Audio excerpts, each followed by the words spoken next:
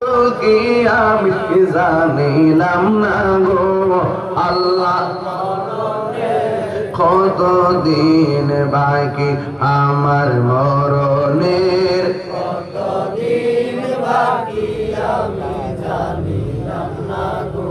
ও আল্লাহ মরণের কতদিন বাকি, আর 40 দিনের আগে ভাইরে মৌতের নিশানি, 40 দিনের আগে বাইরে মৌতের নিশানি, জমদূতে কা ইরানি হাজরাইল জানি আমি জানিলাম না গো আল্লাহ,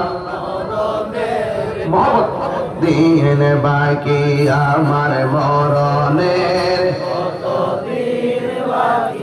আমি জানিলাম না গো আল্লাহ মরণের কতদিন বাকি। একটা জবান বন্ধ রাখবেন না, মোহাম্মদে মায়ার সুরে বলুন সুবহানাল্লাহ। এ ভাই রে, কি দিয়ে আওয়াজ বোঝাবো, ভাষা নাই, তবে একটা ভাষা আমার আছে, নিঃশ্বাসের কোনো বিশ্বাস, আর জোরে কোন বিশ্বাস। রাতের বেলা ঘর থেকে বের হলে লাইট লাগে, অন্ধকার, কিন্তু আপনার বাবা সেই ঘরে অনেক দিন ধরে একা একা পড়ে আছে, খবর আসেনি? আপনার মা সেই ঘরের মধ্যে একা একা পড়ে আছে, খবর নাই?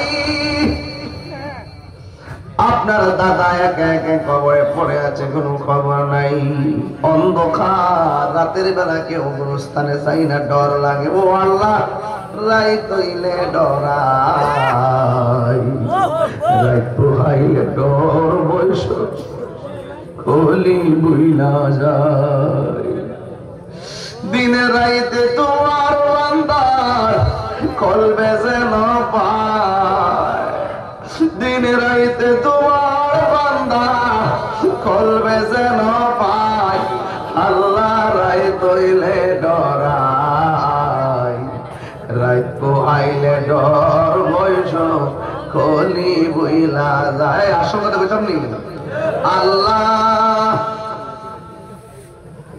আল্লাহ আমি সৃষ্টি তুমি স্রষ্টা, আমার কি বা সাধ্য, যখন তখন উইরা যাইতে কইলাইন বাসি বাধ্য, কথা কোন ঠিক কিনা? টেয়ার জোরে থাকতে পারেননি, ক্ষমতা জোরে থাম যাইবনি। আল্লাহ আমি সৃষ্টি তুমি স্রষ্টা, আমার কি বা সাধ্য, যখন তখন উইরা যাইতে এই তাহিরে বাধ্য, সব ক্ষমতার প্রতিপাদ্য ওরা হামেশা গাই, সব ক্ষমতার প্রতিপাদ্য ওরা হামেশা গায়, আল্লাহ রাই তৈলে ডরাই, রাত পোহাইলে ডর বয়স কলি বুইলা যায়, আল্লাহ রাই তৈলে ডরাই, রাত পোহাইলে ডর বয়স কলি বুইলা যায়। জোরে জোরে গিয়ে আল্লাহু আকবার বলা যাবে না?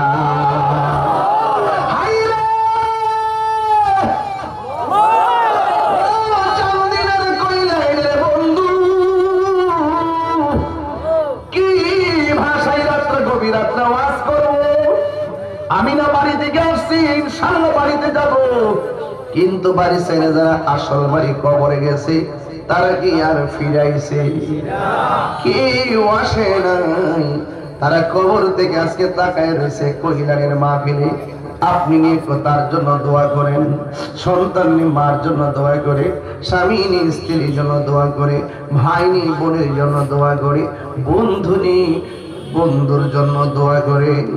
এরা বলতেছে, ও আমার কইলেন মাসি, মাহফিলটা তাড়াতাড়ি শেষ করো না, যতক্ষণ মাহফিল চলতেছে এলাকার ভিতরে যেন একটা রহমতের হাওয়া বইতেছে। আল্লাহু আকবার, নাকি এই জন্য বাবা বাড়ির মধ্যে যাইয়া ঘুমাইবার আগে বাঁচতে যাইতে হবে, নড়াচড়া করা যাবে না, নীরব থাকা লাগবে। জীবনে অনেক ঘুমাইছেন, এমন হতে পারে জন্মের মতো নাজরাইল এসে তোমার ঘুম কায়দা নিতে পারে। পারিনি বাবা, পারিনিও। মরণ বড় কঠিন। আমার নবী, আপনার নবী রহমাতুল লিল আলামিন, হায়াতুন নবী, জিন্দা নবী বলেন, জীবন্ত বকরির শরীর থেকে চামড়া তুললে বকরির যেমন কষ্ট হয়, এর চাইতে 1000 গুণ কষ্ট হয় আজরাইলের যখন রূহটা নিতে আসে। তখন কেউ জিহ্বায় কামড় মারে, কেউ পায়খানা করে বিছনা বাসাইয়া দেয়, কেউ চোখ দুইটা উল্টাইয়া দেয়। এই জন্য আমার নবী বলেন, সবচাইতে পৃথিবীর পরীক্ষার সময় হলো সাকরাতুল মাউতের কষ্ট। কইলানের ঘরের দরজায় যখন আজরাইল এসে দাঁড়ায়া যাবে, সেই দিন বুঝবেন দুনিয়াতে আপন কেউ নাই। কথা বলেন না ঠিক কিনা?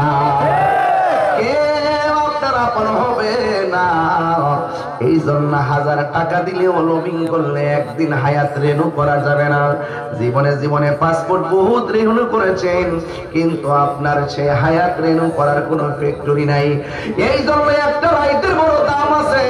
এমনও হতে পারে এই রাতটাও ছিলায় পাকে পাঞ্জাতুন নুসিলাই আমার আল্লাহ আমাদের মুর্দা কলবটারে জিন্দা বানাইতে পারে কি পারে না? এই জন্য আমার বন্ধু কি ভাষায় ওয়াজ করব? আমার নবী, আপনার নবী রহমাতুল লিল আলামিন বলতেছেন, আমি যখন আমার রবের দিদারে গেলাম, আমি তাকায়া দেখলাম একটা কবরস্থান। আমি যখন দেখলাম কবরবাসীরে, দেখলাম পৃথিবীর মধ্যে সবচাইতে ভয়ঙ্কর আযাব হলো কবরে লাইট লাগাইলে কেমন লাগে। কবরের মধ্যে কারেন্টের লাইট লাগাইলে কোনো উপকার হবে না, ওই বিদ্যুতের লাইট দিলে কোনো উপকার হবে না। কবর যদি আলোকিত করতে হয় দুইটা কোয়ালিটি লাগবে, একটা হলো ঈমান আর একটা হলো আমল। ঈমান আর আমল যদি সুন্দর হয়, কবরে যাওয়ার পরে একটা এত বড় নূরের বাতি তোমার কবরে আলো দিবে। এবার তুমি বলবা, কে গো তুমি? আমার কবরটা ছিল অন্ধকার, কে আইসা তুমি আলো বানাইয়া দিলা? ওই নূরটা বলবে, আমার ছিল না, আমি হইলাম তোমার দুনিয়ার নেক আমল। এই আমল গুলোকে আমার আল্লাহ কবরে পাঠাইছে আলো বানাইয়া।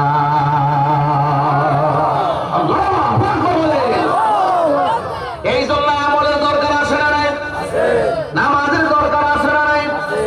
আল্লাহ রাব্বুল আলামিন কোরআনে বলেছেন, ওয়াকাদা রাব্বুকা আল্লা তা'বুদু ইল্লা ইয়্যাহু ওয়া বিল ওয়ালিদাইনি ইহসানা ইম্মা ইয়াবলুগান্না ইনদাকাল কিবারা আহাদুহুমা আও কিলাহুমা।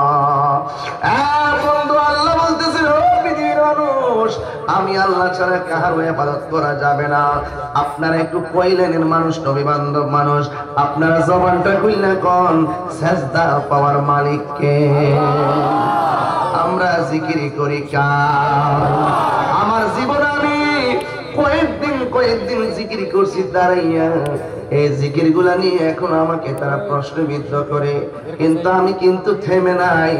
আমি আমার গতিতে চলতেছি। চলতে চলতে এমন একটা সময় এসে পড়ছি, বিগত 1.5 বছরে বুঝতে পারছি জীবনে মুনাফিক কেমন। কথা বল, মুনাফিক কত প্রকার ও কি কি? বাবা রে বাবা, মুনাফিকে কইতাছে কি জানেন? মুনাফিকে বলতেছে, আপনি যদি আমার একটা ফুট দেন, 18 কোটি মানুষ নামাজ পড়লে যে সওয়াব, এই সওয়াব আপনার আমল নামা দিব। আমি হুজুর জিজ্ঞাসা করলাম, মাওলানা সাহেব, এটা কোন কিতাবে আছে? একটু পৃষ্ঠা সহকারে উল্লেখ করুন। তিনি পৃষ্ঠা উল্লেখ না করে একটা ঠিকানা দিবে। এই ঠিকানা যার অ্যাড্রেসে ঠিকানাটা যাবে, তার নাম হলো রাশমি কামানদার।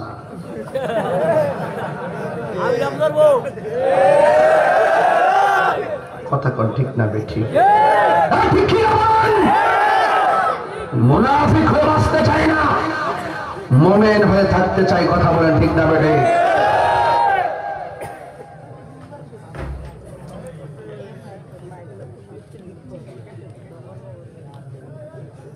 ঘুমে যাচ্ছে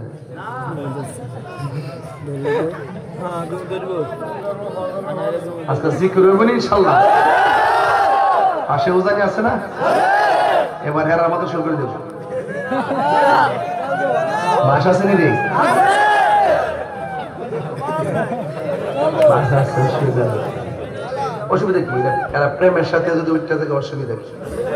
এটা লেয়াদের ব্যাপার। আমি এগুলো নিয়ে কোনো সময় কিছু বলতে গেছি, হ্যাঁ প্রেমে বাসে উঠো যাই উঠো, কারেন্টের তারা না ধরলে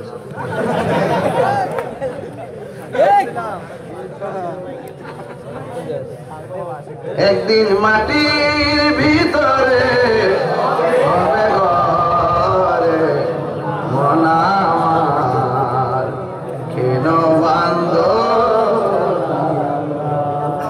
রে মন আমার কেন বান্ধ দালান ঘর। ঠিক কিনা রে বাবা? প্রাণ পাখি উড়ে যাবে পিঞ্জর ছেড়ে, ধরা দামে সবই রবে তুমি যাবে চলে। থাকবো কিছু না, থাকবো বাড়ির জায়গায় বাড়ি থাকবো, ঘরের জায়গায় ঘর থাকবো, গাছের জায়গায় গাছ থাকবো। আমি মাঝে মাঝে গাছ দেখলে কই করে এই গাছ যদি হইতাম রে হাসরের মাঠে বিচার হইতো না, আর কবর আযাব হইতো না। গাছ দেখলে বড় মায়া লাগে, এই গাছ চলতেছে চলতেছে, কিন্তু এইটা যদি হইতাম যে এই এই এই নারিকেল গাছ হইছে, এই নারিকেল গাছ যে লাগাইছিল এতে কই আছে, এতদিনের ভিতরে এই গ্রাম থেকে কত মানুষ অন্ধকার কবরে চলে গেছে। কথা বলে ঠিক না বেঠে? প্রাণ পাখি ওরে যাবে পিঞ্জরে চলে,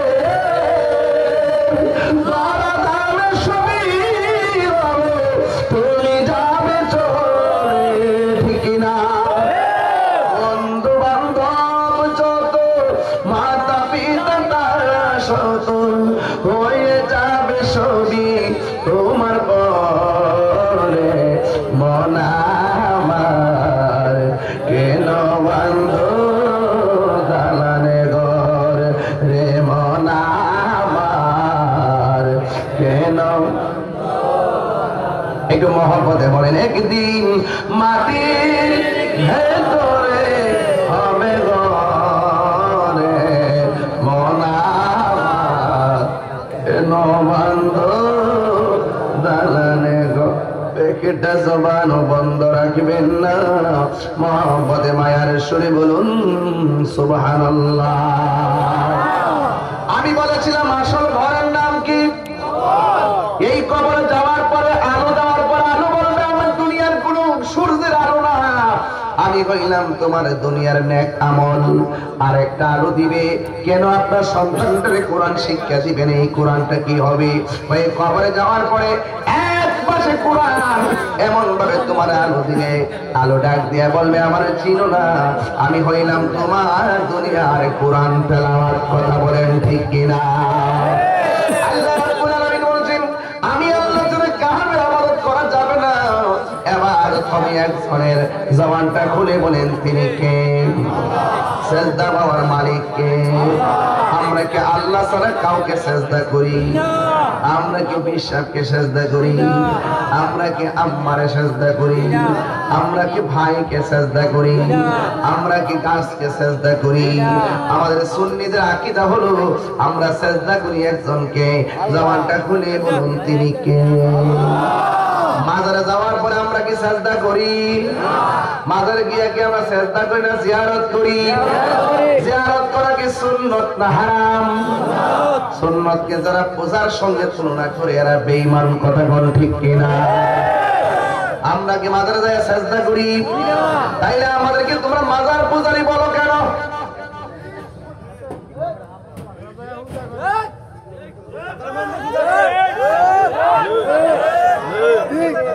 হ্যাঁ, আমরা মাজার পূজারি পূজারি করতে করতে ওরা আল্লাহ নিয়ে মন্দির পূজা ঢুকাই দিছে। যে যেমন তার ভবিষ্যৎ তেমন। কথা কোন ঠিক কিনা? আমরা মাজার পূজারি। আমার জীবনে আমি মনে সব মিলাই মনে 30 বার মাজারে গেছি। সব হয়েছি না, 21 বছর ধরে ওয়াজ করি, রাত্রে মানুষদের দিনে ঘুমাই। শাহজালাল ইয়ামনের রহমতুল্লাহ মাজারে মাত্র গেছি 3 বার, কেল্লা শহীদ মাজার রহমতুল্লাহ মাজারে গেছি, ছাত্র জীবন মনে গেছি 2-3 বার, এখন মনে গেছি বুধবার মনে গেছি 2-3 বার। আমার বাড়ির পাশে শাহী মুক্তাদির রহমতুল্লাহ মাজারে গেছি মাত্র 4 বার, ওই আমার উৎসব গেছি 4 বার। এইভাবে সারা জন্মে এতবার এও যাই জিয়ারত করছি, মিলাদ করছি, ক্যাম্প করছি, দোয়া করছি, কিন্তু দেখা যায় যে শুধুমাত্র নামটা ধরে ধরে আমরা নামটা দেখলে তো মাজার বুঝাই। এরা থুতা আমার জুতা। একটা মানুষের মিথ্যা অপবাদ দেওয়ার একটা 100বার চিন্তা করতে হবে। আমি এমন ভাবে ক্লিয়ার করে রাখি না, বাংলাদেশের ভিতরে এই ক্রাইসিস মুভমেন্ট আমি প্রমাণ করে দিয়েছি যে আমরা এই বিগত আগস্টের পরে যেমন ছিলাম এখন তেমনই আছি। আমরা কখনো কোন ব্যক্তির দালালি করি নাই, আমরা মদিনা বলো প্রেমের দালালি করেছি, প্রমাণ করেছি এই দেশে একমাত্র শান্তিপ্রিয় দল হলো আহলে সুন্নাত ওয়াল জামাত।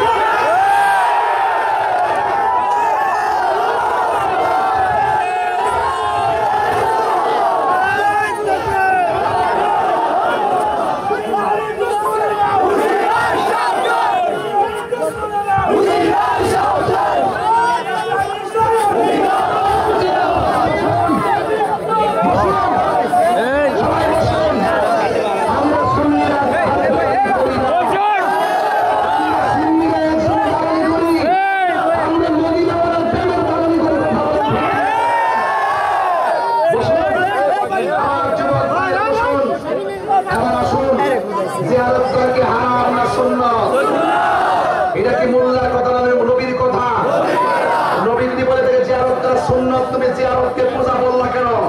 এই জন্য আমি বলছি তোমার জুতা আমার জুতা। পারলে তোমার কোনো বাপ থাকলে বাংলাদেশ আমার সাথে নিয়ে আসো। এখন টের পাই তো তাইরিকে জিনিস, এটা আলাদা ব্র্যান্ড, আলাদা জায়গা, আলাদা জায়গা। এই জায়গার মধ্যে ধর্ম অন্তত নাই, এই জায়গার মধ্যে ধর্মদ্রোহিতা নাই, এই জায়গার মধ্যে দেশদ্রোহিতা নাই, এই জায়গার মধ্যে নবীদ্রোহিতা নাই, এই জায়গার মধ্যে অলিদ্রোহিতা নাই। এটা আমি কনসেপ্ট ক্লিয়ার করে দিয়েছি। তারা মুখে দাঁড়িয়ে রেখে, মাথায় পাগড়ি রেখে, এবং 5 ওয়াক্ত নামাজ পড়ে কোরবানির মধ্যে দাগ ফেলে দিয়ে উনি আপনার মাথাকে আগুন দিয়ে পুড়িয়েছে, 14 দিন পরে কবর থেকে লাশ তুলে পুড়িয়ে দিয়েছে।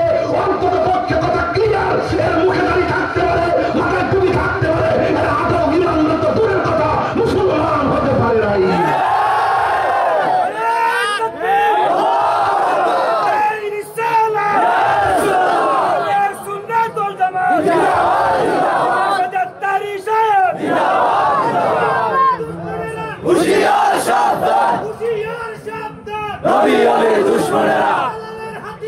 গর্জে উঠো আরেকবার, গর্জে উঠো আরেকবার।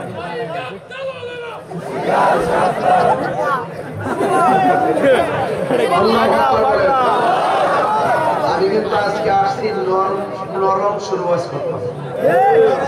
আমি তো মূলত নরম শুরু কিন্তু শুরু করছি যখন আমার মনে হয়ে গেছে এই দেশে ইসলামাত চাল্লার অলিরা, আজকে আমরা যে এত তরিকাপন্থী মানুষ, দিন যে নরম অলিদের কারণে।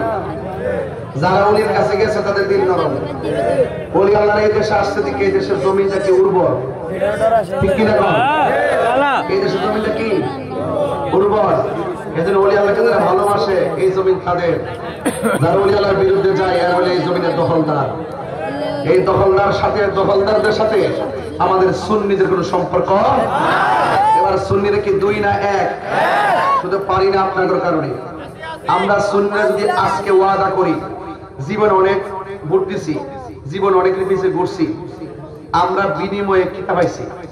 দেখা গেল যারা আম্মা ডাকছে, যারা খালাম্মা ডাকছে, যারা লুঙ্গি ধরে থেকে সার্ভিস পাইছে, এরাই মনে করে সব সুবিধা বুক করছে, আর আমরা বাড়ি রাখছে সংখ্যালঘু। অথচ এই দেশে শতকরা 75% তরিকাপন্থী সুন্নি মুসলমান।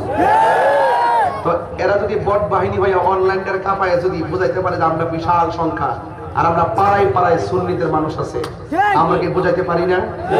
এবার নিয়ত করেন সুন্নির ভোট সুন্নির দেব, যার সাথে যাবো আমরা একসাথে যাবো। কথা বলেন ঠিক না? যার সাথে যাবো একসাথে দেশ বাঁচাই দিব, ধর্ম বাঁচাইতে হইব। এখানে ধর্মের উপর আঘাত আসছে, দেশের উপর আঘাত আসছে। এই জন্য দেশের উপর আঘাত আসলে আমরা বরদাস্ত করতাম না। আমার বাপ তো সেই বাপ যেভাবে 7 জন লাশ সামনে রেখে সংগ্রামের সময় জানাজার নামাজ পড়ে দাফন করছে। আর আজকে দেশ নিয়ে ষড়যন্ত্র করবা আর ধর্ম নিয়ে ষড়যন্ত্র করবা, আমাদেরকে -4 মানে রেখে তোমরা সংলাপ করবা, বন্ধ করো তোমাদের সংলাপ। এই দেশে সুন্নিদের ছাড়া কোনো সিদ্ধান্ত হবে না, এই দেশে সুন্নিদের ছাড়া কোনো কিছু হবে না। পরিষ্কার ভাষা বলে দিয়েছে, আমি রাষ্ট্রযন্ত্রের গুরুত্বপূর্ণ জায়গায় বলেছি।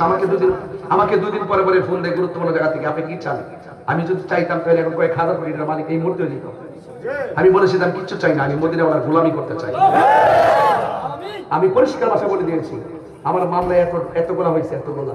আমি বলছি যে মামলা করতে পারবা, মাগার তাহিরি আরেক জিনিস। আমি বাংলাদেশটারে জোয়াইছি টাকা দিয়া, জোয়াই নাই। এই দেশটারে জোয়াইছি প্রেম দিয়া, এই দেশটারে জোয়াইছি ভালোবাসা দিয়া। তাহিরির পরিবারের ভালোবাসা না, তাহিরির বংশের ভালোবাসা না, এই দেশ জোয়াইছে মদিনার ভালোবাসা দিয়ে। এই জন্য রাত্র 12টার পরও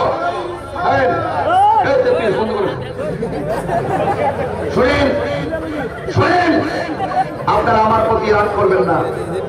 রাগ করতেছেন? এরা বলে গণভোট। গণভোট করা ও নির্বাচন কেমনে আইব, সিআর কেমনে বইব, প্রসেসিং করে। একটা গণভোট নেন, আপনারা সাধারণ হোসেনে খেলাফত কায়েম করবেন, ইসলাম কইছেন। তারা ইসলাম লইলে আমরা মাইনাস করে ইসলাম কোন তার কালকা একটা লিখে দেন, গণভোট হবে এই দেশের খেলাফত কায়েমের। দেখি কি আপনারা মুখে মুখে খেলাফত কায়েম, তলে তলে মডারেট ইসলাম করে গিরি করেন। আপনাদের সব মুনাফিকি তাদের কাছে পরিষ্কার হয়ে গেছে। কথা বলেন ঠিক না? এই জন্য কবরে যাওয়ার পরে মুনাফিককে প্রশ্ন করা হবে, ওয়াজটা দূরছি ওই জায়গা থেকে বললেন আপনি কষ্ট হচ্ছে বাজার। এই যে ভদ্রলোকগুলো উঠে ওনারা কোন গ্রহের, কোন গ্রহ থেকে এসেছে? বসুন, অনেক আগে বসছে তো, কবর কবর করছে একটু উঠে আয় দিয়ে মারহাবা জোরে গন, আল্লাহ কবর করুক, আমিন গন। মাত্র 5 মিনিট তুফান দিছে একটা। মাটি নরম না গরম? তাহিরি নরমের নাম না, তাহিরি গরমেরও নাম, মাঝে মাঝে তুফানেরও নাম। কিন্তু জানেননি মন ডাকো যারা এই জাইনা শুননা কি বাজার কি কোন সমস্যা রে ভাই? আরে নামায় দেন ফিসের তাই না না, আমার প্রটেক্ট লাগবে। আর আসতে কেউ আমার একটা বাড়ি মানে হারা যাচ্ছে না। এজন্য নামাজ পড়তে গেলে চোখ বন্ধ করে নামাজ পড়া নিষেধ আছে। চোখ বন্ধ করে নামাজ পড়া কি আছে? চোখ খুলে নামাজ পড়তে হবে। আমার নদী যে মেহরাবটা আছে না, মেহরাবটা মসজিদে একটা মসজিদে মেহরাব আছে না, মেহরাব তো কি বুঝো অস্ত্র রাখা থেকে ইসমে আলার শিখা মেহরাব, অস্ত্র রাখার স্থান খারবন থেকে মেহরাব। ওই অস্ত্রগুলোর সামনে রেখে নামাজ পড়তে এই জন্য আলাদা বানাইছে।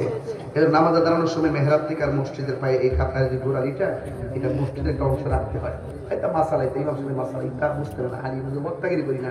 বক্তার বাইরে অনেক কিছু আছে, একবার যে ফালাই নেবে না শুকুরাই নিলে ডাব্লিউ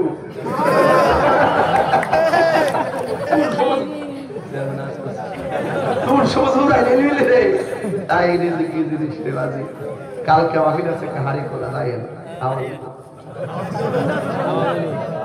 দিনের বেলা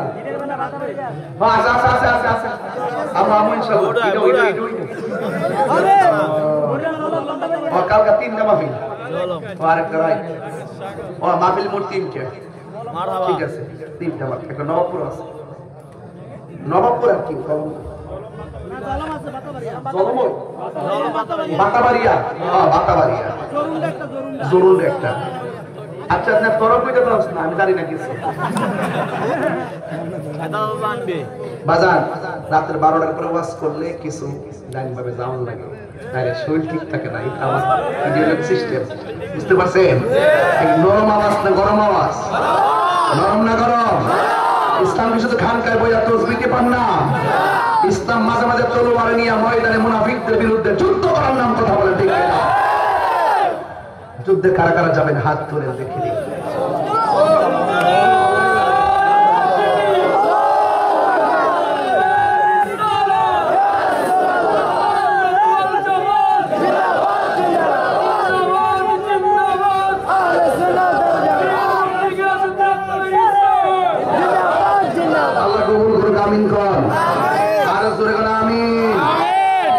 মুনাফিককে কবরে প্রশ্ন করা হবে, মুনাফিক নবী সম্পর্কে তুমি কি বলতে?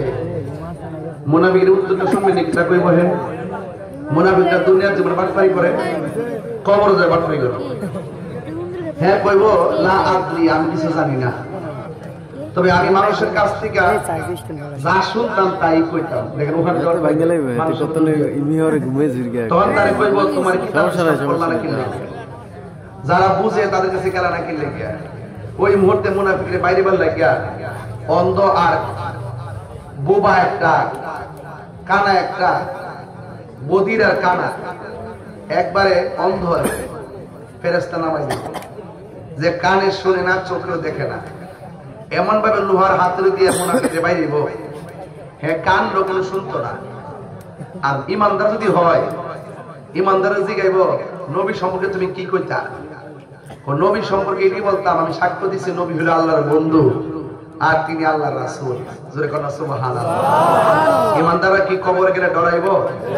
কবর কঠিন জায়গা হইতে পারে, কইলেন যত কঠিন হোক না কেন তাহিরি ভয় পেয়ে কথা বলবে না। কারণ ইমানদার কবর গেলে ভয় পায় কথা বলে না, এরা ডাইরেক্ট উত্তর দিও আমরা হলো নবীর প্রেমিক। কথা বলেন ঠিক না বেঠিক? এই জন্য এই প্রেমিক হতে হবে সাহাবায়ে কেরামের মতো। সাহাবায়ে কেরামের রক্ত দিয়েছেন কিন্তু ঈমান দেয়, ঈমান দেয় নাই। আল্লাহ কয় ওয়াকাদা রাব্বুকা আল্লা তা'বুদু ইল্লা ইয়্যা। এখান থেকে গেছিলেন মাজারের দিকে। আল্লাহ বলেন তোমরা আমি আল্লাহ ছাড়া কারো ইবাদত করবে না। বলেন সিজদা পাওয়ার মালিক কে? আল্লাহ। আমরা যে মারা সালাম করি এটাকে সিজদা হয়? এই ইউটিউব মৌলবীগুলা, গুগল মুফতিগুলো আর ফেসবুক মুফাসসিরগুলো, এদের কারণে আজকে অনেক পোলাপান মার সালাম করে পরীক্ষার হলে যায় না, আল্লাহর দোয়া মারে। মার দোয়া নাই, কয়বছর পড়লে তো মনে থাকে না, মনে থাকবে কেমনে? তোর কপালে মার দোয়া নাই। আগে ছাত্র ছেলেরা মাঝে মাঝে ঈদগাহ গেলে মার সালাম করছে, এখন মৌলবীরা ফতুয়া হন্না মাথা নোয়া সালাম করে না, না না মাথা নোয়া না, মাথা নোয়া না। ওখান থেকে ইদানি কিছু মহিলারাও এগুলোই কর, এর আস্তে আস্তে তালিম তারবিয়ত হয়ে গেছে গা, এর পরে পরে এগুলাই বলে। অথচ এটার নাম কিন্তু সিজদা না, এটা হলো কদম বসি। এটা কি কদম বসি? মারে কদম বসি, বাপের কদম বসি। কদম বসি কারে হাত লাগাইলে কদম বসি না, ঠোঁট লাগায় পায়ের মধ্যে চুমা দেওয়া যায় আছে। বাবু কুমলা তো রিজিলে ওয়ালিয়া দে, হাতে এবং পায়ের মধ্যে চুমা দেওয়া যায় আছে। কথা বলেন ঠিক না? এই জন্য মার কদমের মধ্যে, উস্তাদের কদমের মধ্যে চুমা দেওয়া জায়েজ আছে। এই জন্য যুবক ভাইরা আমার, এরা সিজদাও বোঝে না, ভক্তি শ্রদ্ধাও বোঝে না। এই জন্য একটা ওয়াজ আরেকটাতে লাগায় সমাজের মধ্যে দুইটা ভাগ করে রাখছে। তাহিরি যখন তাদের গুমর ফাঁস করে দেয় তখন তারা দলিলে না পাইরা মামলার পথ বাচ্চা নেয়। গভীর মনোযোগ। আমি বলেছিলাম নামাজের কথা বলেছি। নামাজের মধ্যে এমন একটা ইবাদত, আফদালুল ইবাদাতুস সালাত, সর্বোত্তম ইবাদত হলো নামাজ। এই নামাজের কথা আমি বলছিলাম। নামাজ পড়া কেউ দুজখে যাবে, আবার নামাজ পড়া কেউ জান্নাতের মধ্যে যাবে। আমরা কি নামাজ পড়ব আল্লাহকে সন্তুষ্ট করার জন্য নাকি মানুষকে? কিন্তু আমার আল্লাহ করলে বলেন পৃথিবীর মধ্যে এমন কিছু মানুষ আছে তারা নামাজের মধ্যে দাঁড়ায় কিন্তু কামু কুসালা, তারা অলস ভাবে দাঁড়ায়। ইউরাউনান নাসা, এরা মানুষকে দেখাইবার জন্য নামাজ পড়ে। দেখবেন ঢাকা শহর আন্দোলন করে, হুট করে বাস সব মানুষটা বন্ধ করে রোডের মধ্যে উজু ছাড়াই নামাজে দাঁড়ায় যায়। এইগুলা নামাজ না, নামাজের নামে তামাশা। কথা বলেন ঠিক কিনা? রুটকারের মধ্যে নামাজে দাঁড়ায় যায়, কোথায় উজু কোথায় কি।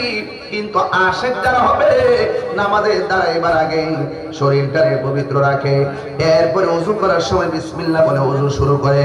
আপনারা জবান খুলে কোন বিসমিল্লাহর মধ্যে বরকত আছে না নাই? আমার নবী আপনার নবী বলেন কোন মানুষ যদি বিসমিল্লাহ বলে ওযু শুরু করে যতক্ষণ পর্যন্ত ওযুটা শেষ হবে না ততক্ষণ পর্যন্ত আমার আল্লাহ রাব্বুল আলামিনের ফেরেশতারা এই কয়লানের ওযুকারীর জন্য আল্লাহর কাছে ক্ষমা চাইবে। এবং যারা ওযু করার সময় হাত দুইটা ধৌত করবে, এই হাত দিয়া যত গুনাহ করেছে আমার আল্লাহ ওযুর পানির সঙ্গে গুনাহগুলো মাটিতে ফেলবে। তারপরে যখন বান্দা যখন মুখের মধ্যে পানি দিবে, কুলি করার সময় গড়গড় করে কুলি করবে, কুলি করার সময় গড়গড় করে কুলি করার সময় যখন পানিটা ছাড়বে, এই পানির সঙ্গে আমার আল্লাহ মুখের গুনাহগুলো মাটিতে ফেলে দিবে। বন্ধুরে আমার, আমি বলেছি বলেছি যখন মানুষ মুখমণ্ডল দাদত করবে তখন তার মুখের গুনাহগুলো মাটিতে